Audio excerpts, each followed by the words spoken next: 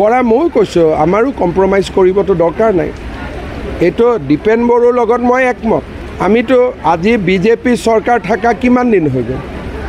আজিতো 10 বছৰ হ'ল আমি কতোতো tribal belt and block compromise কৰা নাই উল্টাই অসমত 600 গাঁৱত নতুনকৈ tribal belt and block micro' tribal belt and block বনোৱাৰ প্ৰস্তাৱহে আমাৰ তাত আছে ইলেকশ্যনৰ আগতে আমি কৰিব গৈ আছোঁ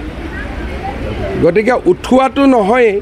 600 নতুনকৈ micro' tribal belt and block বনোৱাৰহে কাম আমি হাতত লৈছোঁ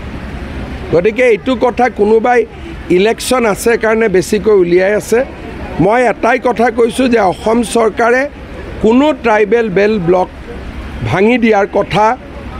এনেইতো ভাবাও নাই সপোনতো ভাবা নাই গতিকে এই কথাটোলৈ বিতৰ্ক হ'ব নালাগে আৰু যি কথা আমি কৰা নাই সেই কথালৈ বিতৰ্ক হ'ব নালাগে